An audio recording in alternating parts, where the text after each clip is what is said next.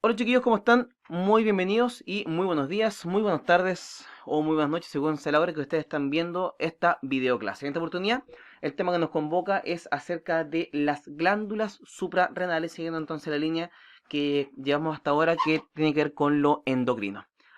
En esta oportunidad vamos a estar hablando entonces de la glándula suprarrenal. Como siempre, dejo ahí presente y expuesto cuáles son los respectivos resultados de aprendizaje y los contenidos que vamos a estar hablando el día de hoy. Y claramente está enfocado en lo que es la glándula suprarrenal y su relación con el estrés, en particular del cortisol, que es una de las hormonas generadas a nivel de la corteza, pero que lo vamos a estar entendiendo a medida que vayamos avanzando. Y como siempre tenemos que partir con una pequeña y breve introducción para por lo menos poder orientarnos respecto a lo que estamos hablando en esta oportunidad. Y por lo mismo vamos a partir diciendo que la glándula suprarrenal se trata de una glándula ubicada en la zona retroperitoneal que se encuentra una por sobre cada uno de los riñones, así que tenemos dos glándulas, una sobre el riñón izquierdo y otra sobre el riñón derecho. Cada una de ellas se va a dividir en dos grandes segmentos. Primero, vamos a encontrar que la glándula suprarrenal posee una médula, que tal como lo estoy mostrando acá en este esquema, es todo lo que se encuentra al interior de este dibujo que estoy marcando. Todo eso entonces corresponde a la médula. Y la médula corresponde a algo así cerca de el 20% del peso total que tiene esta glándula y se encarga particular y principalmente de la síntesis de las catecolaminas. Recordando que las catecolaminas son el principal neurotransmisor en el proceso de la entrega de información desde el ganglio hacia la neurona postganglionar por parte del sistema nervioso autónomo del tipo simpático. Pero también tenemos que la otra parte es la corteza. Y la corteza corresponde a todo lo que se encuentra en la parte exterior o más externa de esta glándula suprarrenal. Y la corteza corresponde al 80% del peso total que tiene esta glándula y se encarga de la generación de las hormonas esteroideas que a medida que vayamos avanzando vamos a estar entendiendo y aprendiendo de qué se trata. Entonces, en resumen, cada glándula suprarrenal se ubica justo por sobre cada riñón en la cavidad retroperitoneal y cada glándula se divide en, primero, la médula que corresponde al 20% y se encarga de la generación de las catecolaminas, y también tenemos la corteza que representa cerca del 80% del peso total de esta glándula y se encarga de la producción y síntesis de las hormonas esteroideas. Si esto lo llevamos a una especie de esquema, nos vamos a dar cuenta que en la zona más interna vamos a encontrar la médula que se encarga de la generación de las catecolaminas. Pero también dijimos que existe una estructura llamada la corteza. Y la corteza a su vez se va a dividir en tres grandes capas, o en realidad uno debería decir tres diferentes zonas. Tenemos la zona glomerular, que se encarga particular y principalmente de la producción de los mineralocorticoides. Y es la capa más externa que tiene esta corteza suprarrenal. También vamos a encontrar que hay una capa intermedia, y la capa intermedia corresponde a la zona fasciculada. Y en la zona fasciculada se encarga de la generación de los glucocorticoides. Y finalmente tenemos la zona reticular, que es la zona más profunda de la extensión de la corteza, que se encarga de la producción principalmente de los andrógenos. Por lo tanto, de cada uno de estos vamos a estar hablando a medida que vayamos avanzando en esta videoclase. Y evidentemente, para que podamos armar de buena forma esta presentación, primero vamos a hablar acerca en particular de lo que es la médula, recordando que la médula es la zona más interna que tiene la glándula. Porque recordemos que a nivel de la médula se van a generar las catecolaminas, que como ya les estuve comentando, se trata del principal neurotransmisor que permite la comunicación entre el ganglio y la neurona postganglionar en el sistema nervioso simpático, que en algún momento, en alguna clase ya lo hemos conversado justamente respecto a esto. ¿Cómo se sintetizan estas diferentes hormonas del tipo catecolaminas a nivel de la médula renal? Primero, tenemos la tirosina. Y la tirosina, por efecto de la tirosina hidroxilasa, se transforma en la dihidroxifenilalanina, también conocido como la L-Dopa. Posteriormente, esta dihidroxifenilalanina, conocida como L-Dopa, se transforma en dopamina por efecto de la enzima levoaminoácido acetil descarboxilasa, y luego esta dopamina, por efecto de la dopamina beta hidroxilasa, se transforma en noradrenalina, para que finalmente esta noradrenalina, por efecto de la feniletanolamina N-metiltransferasa, se transforme en adrenalina. Y finalmente vamos a obtener que la dopamina, la noradrenalina y la adrenalina corresponden entonces a las catecolaminas. Y la verdad que en este sentido solamente vamos a estudiar hasta acá, porque vuelvo a insistir, las catecolaminas son el principal neurotransmisor de la transmisión del sistema nervioso autónomo simpático, que es un tema que ya hemos conversado. Entonces, para no ser redundante y no volver a repetir los temas, la verdad es que los invito entonces a ver en particular el video que habla acerca del sistema nervioso autónomo y en específico acerca del sistema nervioso simpático. Pero también, y donde vamos a estar profundizando respecto a esta clase, tiene que ver con la síntesis de las hormonas esteroideas, es decir, de la síntesis de las hormonas que vienen desde la corteza suprarrenal. Para ello hay que recordar que la corteza suprarrenal se va a dividir en tres grandes zonas, que es la zona glomerular, como ya les comenté, se encarga principalmente de la generación de los mineralocorticoides.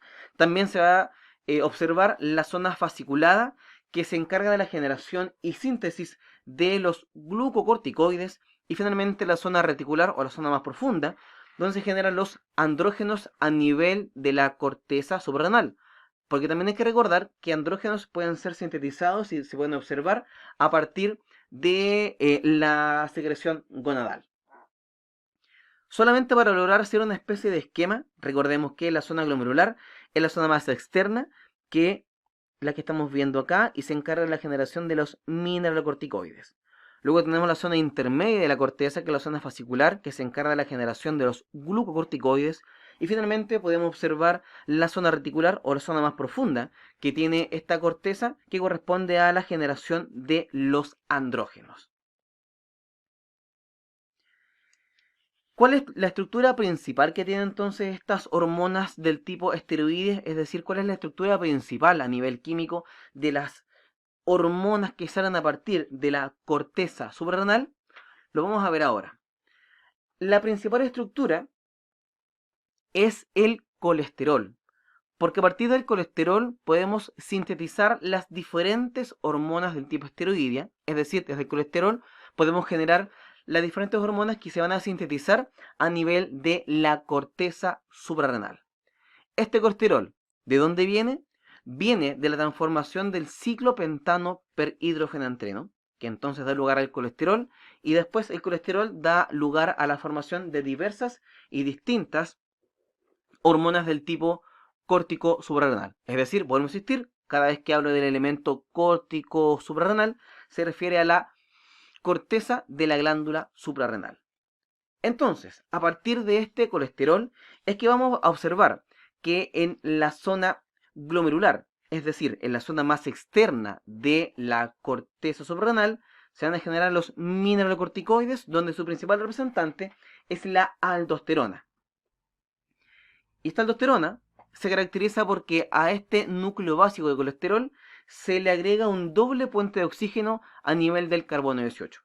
Luego tenemos que el glucocorticoide, es decir, las hormonas sintetizadas en la zona fascicular o la zona intermedia de la corteza, donde su principal representante es el cortisol, se produce a través de que el colesterol gana un grupo cetona en el carbono 3 y también gana un grupo hidroxilo en el carbono 11 y en el carbono 21.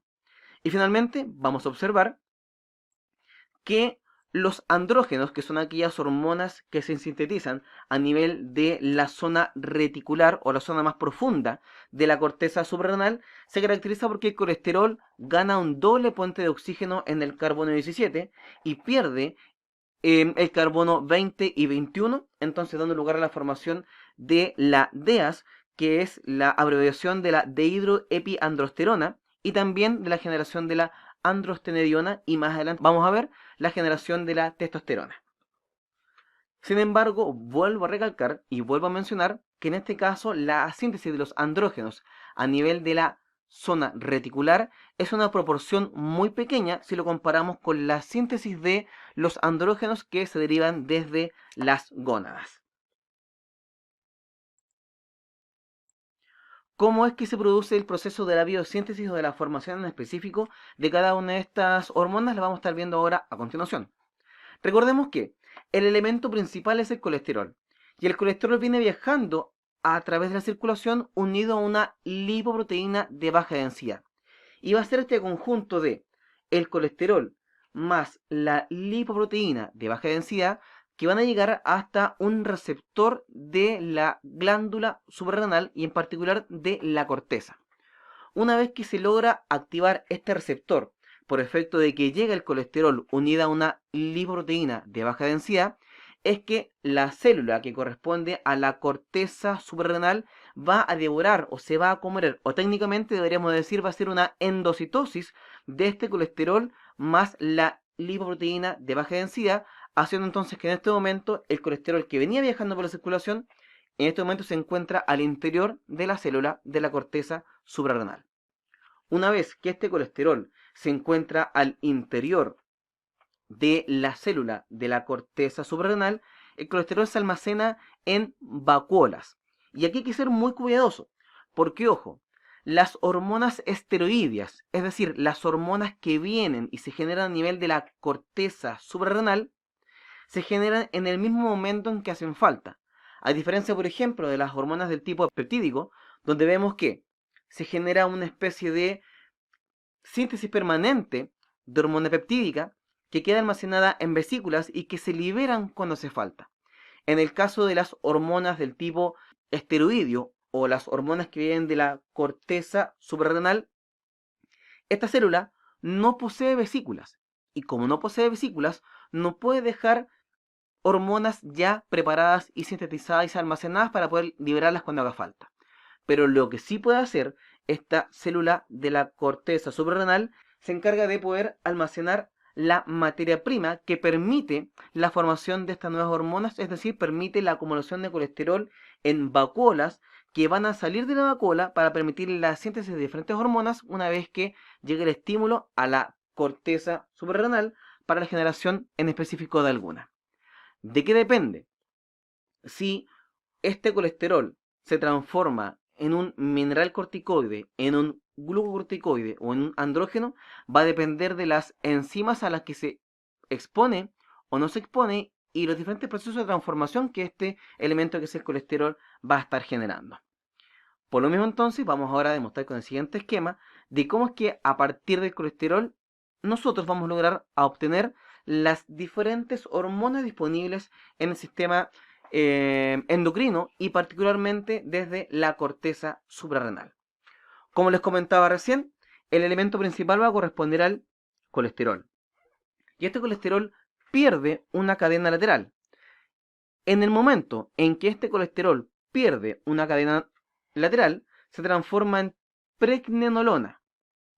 Y esta pregnenolona, por efecto de la 3-beta hidroxiesteroide deshidrogenasa, se transforma en progesterona.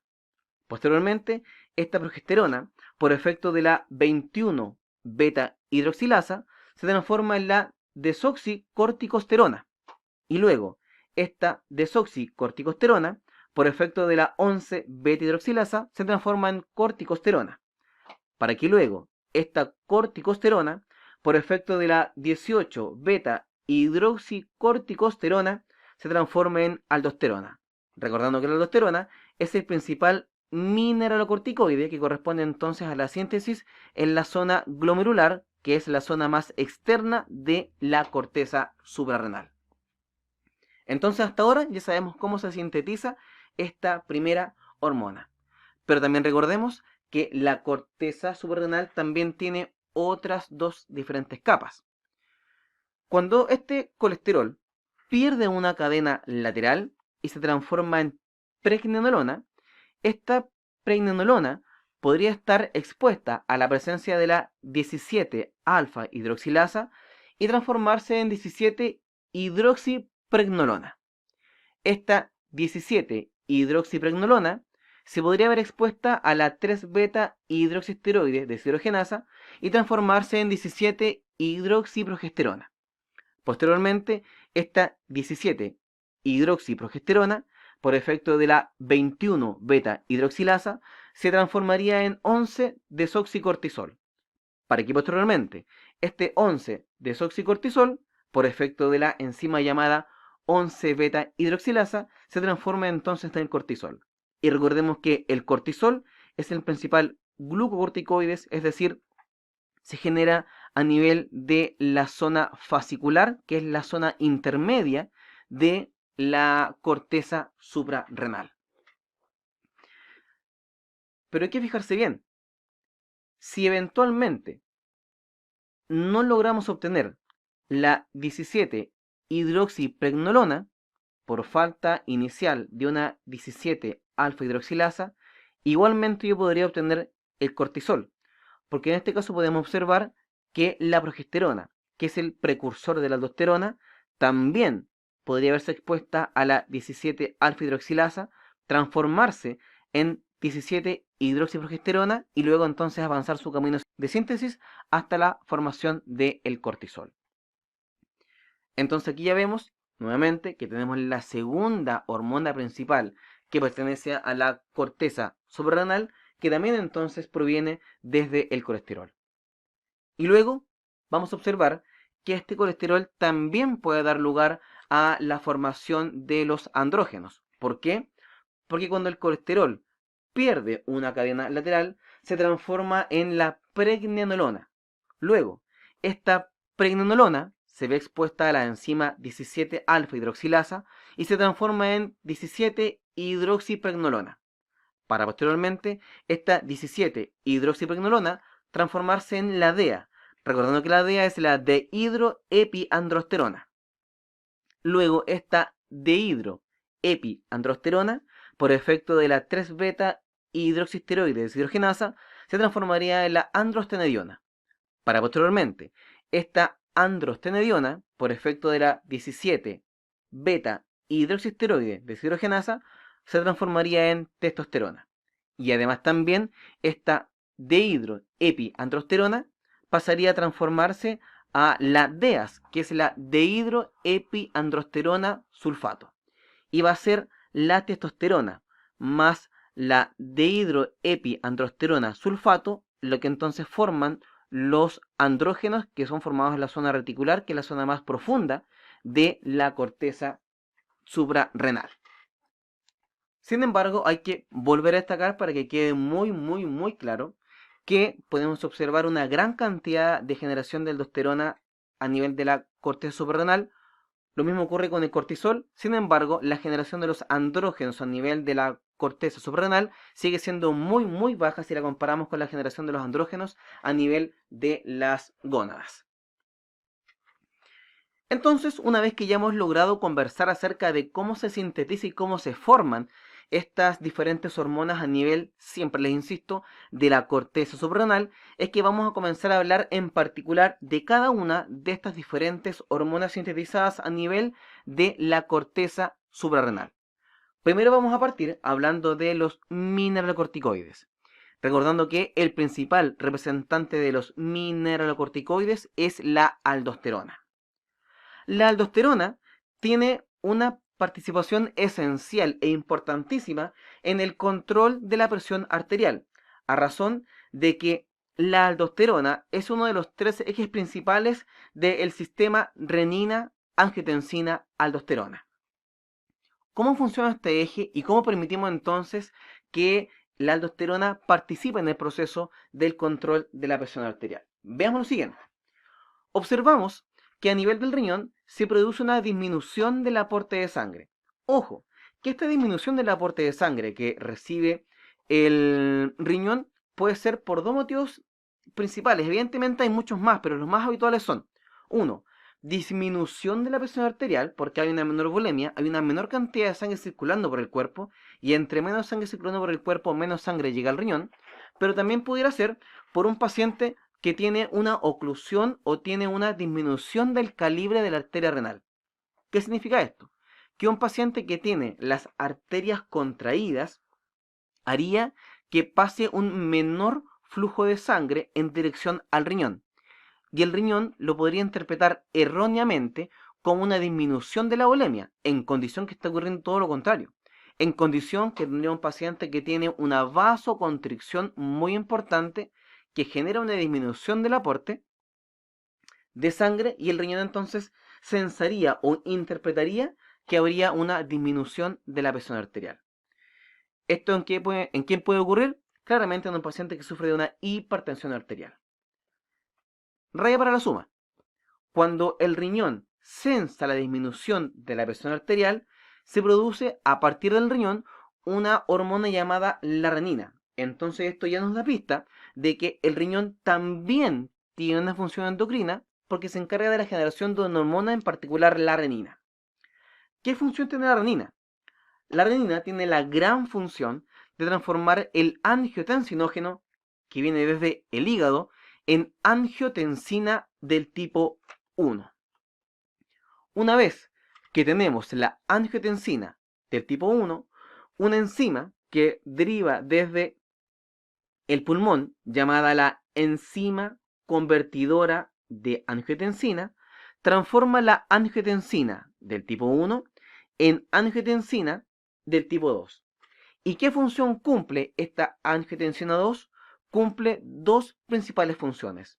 El primero es de que a nivel arterial, directamente, va a generar un aumento de la contractibilidad de las arterias, haciendo que haya un aumento de la presión arterial. Pero de forma simultánea, esta angiotensina del tipo 2 va a ir hasta la corteza suprarrenal y en particular a la zona glomerular o la zona más externa de la corteza suprarrenal para fomentar y favorecer la síntesis de aldosterona. ¿Qué función tiene la aldosterona? La aldosterona se encarga de recuperar el sodio que está a punto de ser eliminado a través de la orina. ¿Por qué? Porque la aldosterona actúa a nivel del túbulo renal, haciendo que el sodio que está en el túbulo renal vuelva y se reabsorba en dirección hacia la circulación sistémica, haciendo que este sodio que estuvo a punto de ser eliminado a través de la orina, ahora lo devuelvo y lo obligo a quedarse dentro de los vasos sanguíneos. Y como siempre habitualmente les digo casi de manera coloquial, el agua está perdidamente enamorada del sodio y el agua va a seguir para todas partes a donde se encuentre el sodio. Por lo mismo, como hacemos que el sodio se me devuelva desde el túbulo renal en dirección a los vasos sanguíneos, el agua también va a pasar desde el túbulo renal hacia el vaso sanguíneo, haciendo que aumente el volumen plasmático, que aumente la cantidad de plasma circulante. Y como aumenta la cantidad de plasma circulante, aumenta el volumen plasmático, y al aumentar el volumen plasmático somos capaces entonces de observar este aumento de la presión arterial. Y ese entonces va a ser una de las funciones principales de la aldosterona. Antes de continuar, hay que hacer una pequeña observación y mencionar que otro motivo a través del cual se puede estimular la síntesis de renina es el aumento de los niveles séricos o plasmáticos de potasio. Es decir, una hiperpotasemia también puede dar lugar a la activación de este eje renina-angiotensina-aldosterona. Así que, en resumen, ¿cuáles son las funciones de los mineralocorticoides y en particular de la aldosterona? Primero, se encargan de reabsorber el sodio, casi por una cuestión obvia, porque si hacemos que el sodio se reabsorba, el sodio pasa desde el túbulo renal en dirección a el vaso sanguíneo, por lo tanto el sodio queda en la sangre, este sodio atrae agua y el volumen plasmático, es decir, el LEC aumenta. También permite la secreción de potasio. Y esta secreción de potasio, si se mantiene por mucho tiempo, puede incluso llegar a causar una hipopotasemia. Y además también se encarga de fomentar la secreción de iones de hidrógeno. Que si esta secreción de hidrógeno se mantiene por mucho tiempo o se perpetúa por un tiempo considerable, es capaz incluso de hacer que botemos una cantidad muy grande de ácido de nuestro cuerpo, siendo entonces el gatillante de una alcalosis del tipo metabólica. Eso entonces en cuanto a lo que significa los mineralcorticoides, donde recordemos su principal representante va a ser la aldosterona.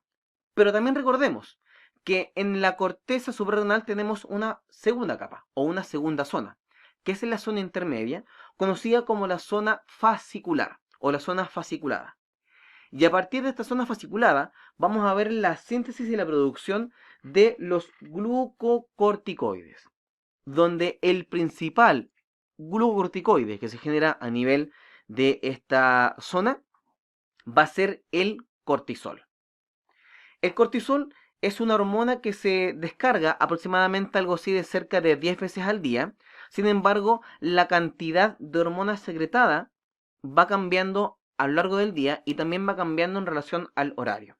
Por ejemplo, podemos observar que la mayor tasa de secreción de cortisol, es decir, el momento en que la corteza suprarrenal libera estas hormonas a la circulación sanguínea, se da habitualmente en las primeras horas de la mañana e incluso se da antes de despertar. Por lo mismo, es que el cortisol se refiere o se asocia a los elementos de estrés o bien se refiere a los elementos que me obligan al estar despierto y me obligan a mantener la vigilia.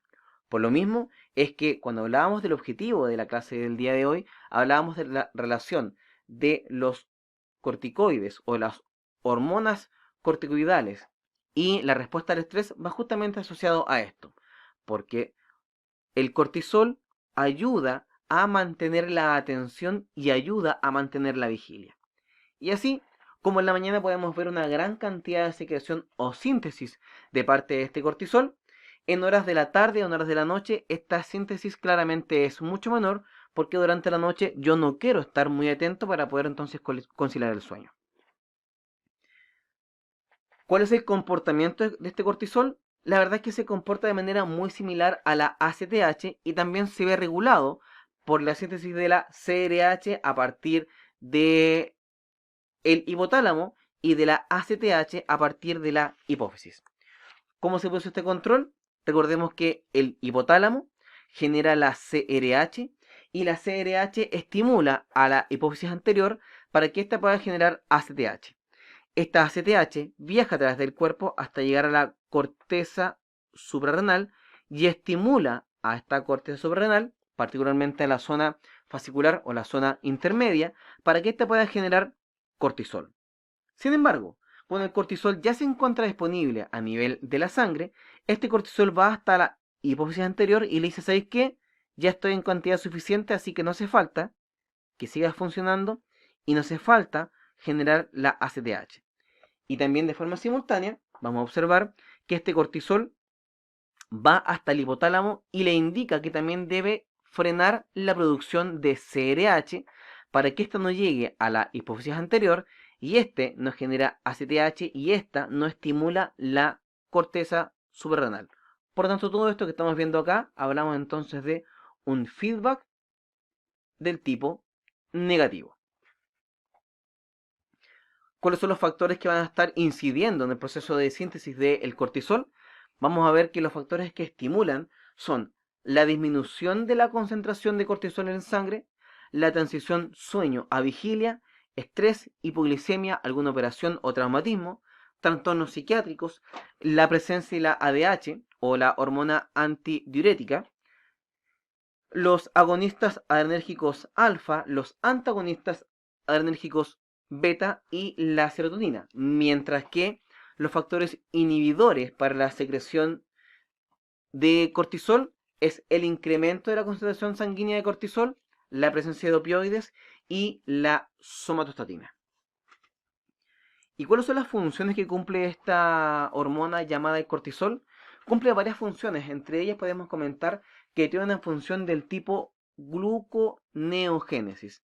Y la gluconeogénesis corresponde a la formación de glucosa a partir de estructuras no glucídicas.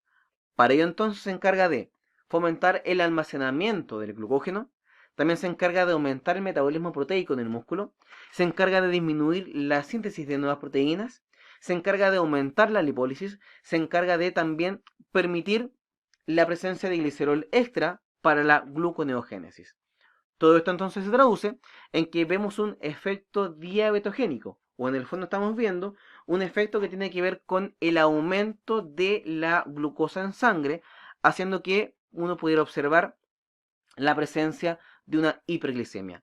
Es por eso que algunos pacientes sin antecedentes de diabetes tienen una glicemia alta en presencia de mucho estrés, justamente porque a mayor estrés, mayor cortisol, a mayor cortisol, mayor gluconeogénesis, o también lo mismo ocurre con pacientes que están con algún politraumatismo. Por eso es que el cuerpo entiende que si hay un politraumatismo, el cuerpo está estresado y este estrés entonces fomenta la formación del cortisol para que el cortisol a su vez logre entonces generar los efectos que estamos comentando en este mismo momento.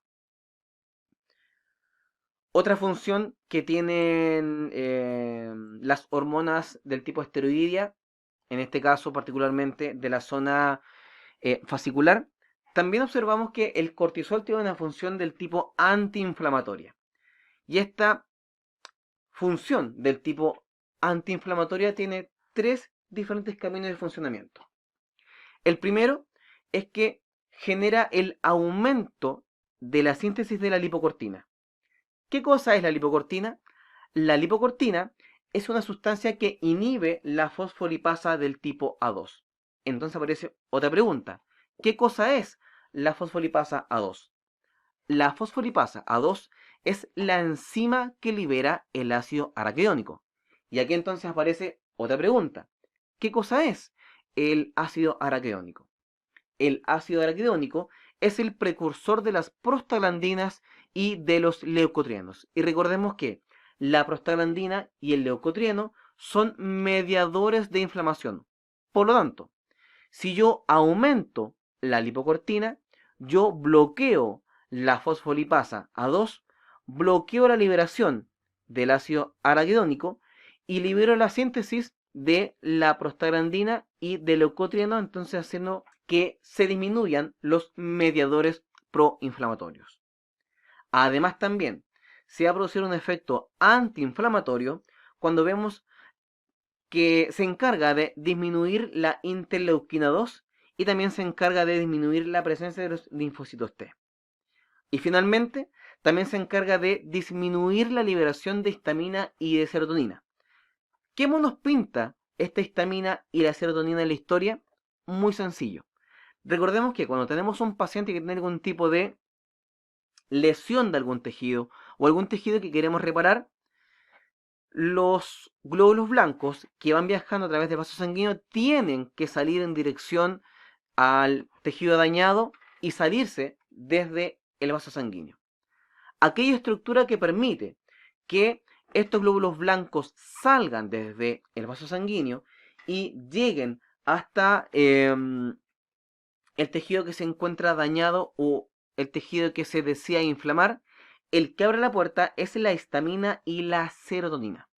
Y es por lo mismo que si nosotros disminuimos la presencia de histamina y también disminuimos la presencia de serotonina, entonces al glóbulo blanco se le dificulta la salida desde el vaso sanguíneo al lugar donde se va a generar la inflamación, haciendo que hay una disminución entonces de los mediadores inflamatorios y por lo mismo disminuir la inflamación.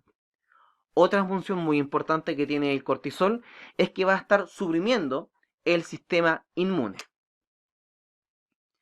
Y otras funciones que también tiene este cortisol va a ser que va a permitir el mejor funcionamiento de las catecolaminas, porque el cortisol favorece el efecto constrictor de las arteriolas una vez que llegue hasta esa arteriola las catecolaminas.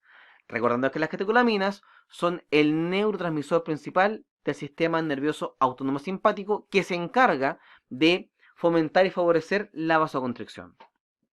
También vamos a observar que este cortisol, esta hormona, tiene la función de inhibir la formación de hueso y por lo mismo se produce una disminución de la síntesis del colágeno del tipo 1 y se produce una menor absorción de calcio en el intestino, haciendo que el hueso no tenga la posibilidad de estar renovándose, reparándose o creciendo.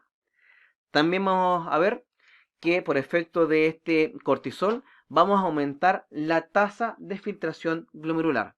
¿Y qué significa la tasa de filtración glomerular? significa la cantidad de volumen que llega hasta el riñón y la cantidad de potencial orina que podría formar.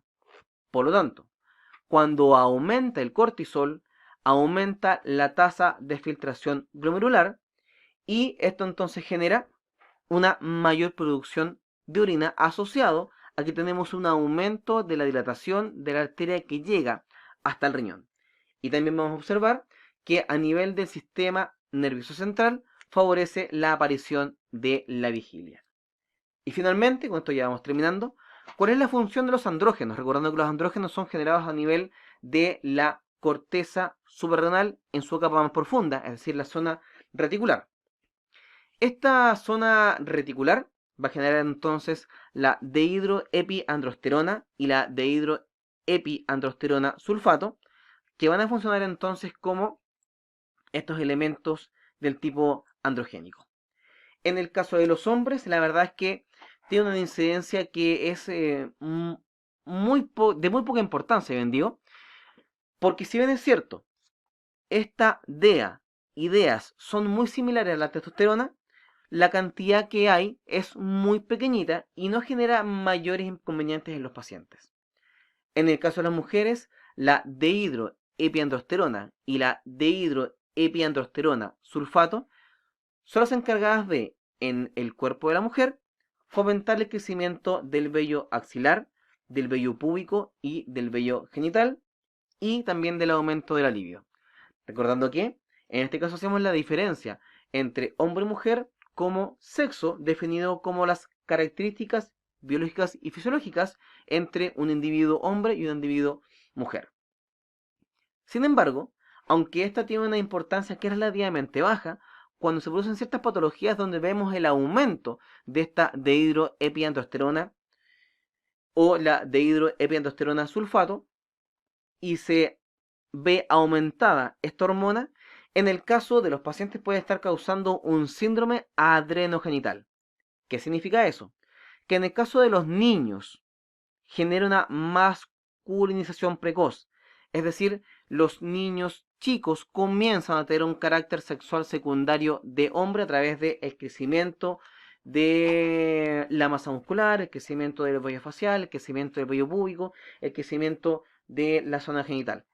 Versus que, en el caso de las mujeres, el síndrome adrenogenital se caracteriza por una masculinización patológica, es decir, cuando la mujer comienza a tener rasgos y caracteres sexuales masculinos secundarios derivados desde el aumento de estas dos hormonas.